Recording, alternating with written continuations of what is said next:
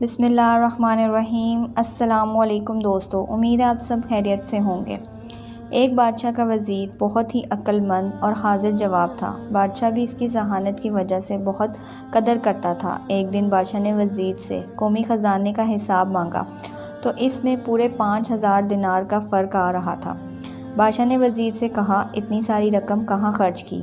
وزیر نے بادشاہ سے کہا، آپ کے جلال کی قسم، میں نے اپنی ذات پر 1 دینار بھی خرچ نہیں کیا۔ اس دربار سے جو بھی مفلس خالی ہاتھ واپس جاتا تھا تو میں ان کے چھپکے سے مدد کر دیتا تھا۔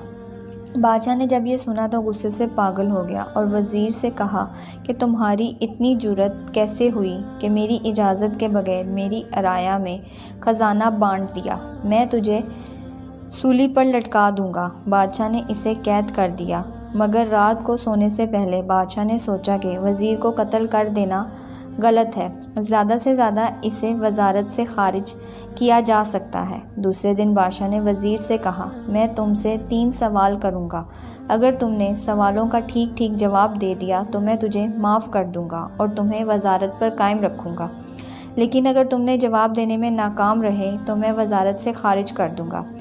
میرے سوالات تمہاری ذہانت کی آزمائش کے لیے ہی ہوں گے۔ وزیر نے کہا، میں ہر قسم کی ذہنی آزمائش کے لیے تیار ہوں۔ بادشاہ نے کہا، میرا پہلا سوال یہ ہے کہ ایک آدمی نے دیکھا کہ اس کی بیوی نہر میں نہا رہی ہے۔ آدمی نے اپنی بیوی سے کہا، اگر تم اس پانی میں ٹھہری رہی تب بھی تجھے طلاق ہے، اور اگر تم اس نہر سے باہر نکلی تب بھی تجھے طلاق دے دوں گا۔ ان دونوں شرطوں کے باوجود عورت کو طلاق نہیں ہوئی۔ کیا تم بتا سکتے ہو ایسا کیسے ممکن ہوا؟ وزیر کچھ دیر خاموش رہا اور پھر بولا، پانی میں ٹھہر جانے کی صورت میں اسے اس لیے طلاق نہیں ہو سکتی کیونکہ نہر میں ساختہ حالت میں نہیں ہے اور وہ مسلسل بہہ رہی ہے، اور وہ پانی جو طلاق دینے کے وقت موجود تھا وہ آگے بہہ چکا ہے، اس لیے پانی میں رہنے کے باوجود اسے طلاق نہیں ہوگی۔ اب عورت ساری زندگی تو پانی میں کھڑی نہیں رہ سکتی، اسے باہر آنا ہی تھا، مگر اسے خدشہ تھا کہ باہر آنے پر اسے طلاق ہو جائے گی۔ نہر کے کنارے پر کھڑا عورت کا بھائی نے جب یہ دیکھا تو نہر میں چھلانگ لگا دی اور زبردستی اپنی بہن کو اٹھا کر باہر لے آیا۔ اب اس صورت میں بھی اسے طلاق نہیں ہوگی کیونکہ عورت اپنی مرضی سے نہر سے باہر نہیں آئی تھی۔ اس طرح نہر کے اندر ہو یا نہر کے باہر، دونوں صورتوں میں اسے طلاق نہیں ہوگی۔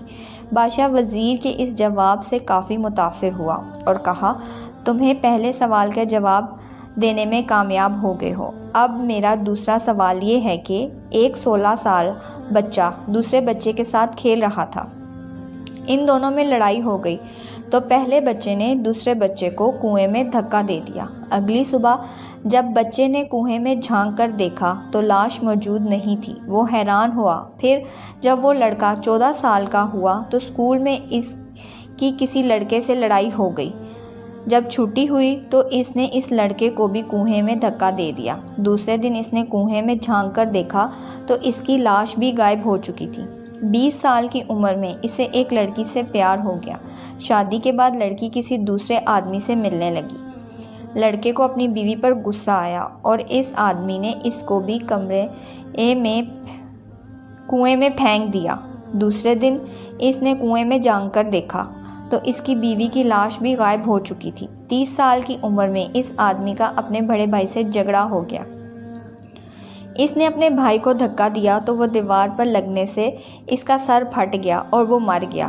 اس نے اپنے بھائی کو بھی اسی کنویں میں پھینک دیا۔ اگلے دن کنواں میں جا کر لاش دیکھی تو لاش غائب نہیں ہوئی تھی۔ کیا تم بتا سکتے ہو لاش کیوں غائب نہیں تھی؟ وزیر کچھ دیر خاموش رہا، پھر اچانک بولا کہ اس کا بڑا بھائی اپنے چھوٹے بھائی کی ہمدرد تھا۔ وہ جس کو بھی اپنی نادانی سے کنویں میں دھکا دیتا تو وہ ثبوت مٹانے کے لیے لاش کو کنویں سے نکال کر زمین میں دفن کر دیتا، مگر اس دفعہ اسے کوئی نکالنے والا نہیں تھا، اس لیے کہ اس کی لاش کنویں میں تیر رہی تھی۔ بادشاہ نے کہا کہ تم نے دوسرے سوال کا بھی درست جواب دیا ہے۔ اب تم سے آخری سوال پوچھتا ہوں۔ اس سوال سے میں تمہاری ذہنی آزمائش کروں گا۔ بادشاہ نے وزیر کے سامنے 4 عورتوں کو کھڑا کر دیا۔ جن کا ایک جیسا لباس اور قد بھی ایک ہی جیسا تھا۔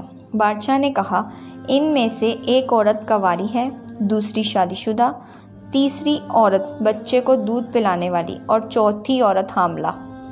بادشاہ نے وزیر سے کہا کہ ان کی حرکت سے اندازہ لگا کر بتاؤ، کنواری، شادی شدہ، حاملہ اور بچے کو دودھ پلانے والی کون سی ہے؟ وزیر نے چاروں عورتوں کی حرکت کا معائنہ کیا اور ان سے گفتگو بھی کی۔ پھر وزیر نے چاروں عورتوں کو الگ الگ کر کے بادشاہ کو ٹھیک ٹھیک بتا دیا کون سی عورت کیا ہے۔ بادشاہ حیران ہوا اور وزیر سے پوچھا، تجھے کیسے پتہ چلا؟ وزیر نے کہا، میں نے کچھ اندازہ لگایا جو خوش قسمتی سے درست ثابت ہوئے۔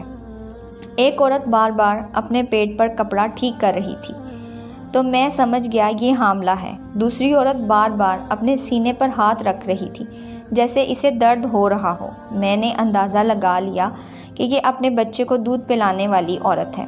تیسری عورت سے جب میں نے گفتگو کی تو وہ آنکھوں میں آنکھیں ڈال کر بات کر رہی تھی تو مجھے لگا کہ یہ شادی شدہ عورت ہے۔ جبکہ چوتھی عورت سے میں نے گفتگو کی تو وہ نیچے دیکھتے ہی کر بات کر رہی تھی تو مجھے لگا یہ عورت مردوں سے گفتگو کرنے کی عادی نہیں ہے اور کنواری ہے۔ بادشاہ نے کہا، تم تینوں سوالوں کے جواب دینے میں کامیاب ہو گئے ہو، اس لیے تجھے وزارت پر بحال کیا جاتا ہے۔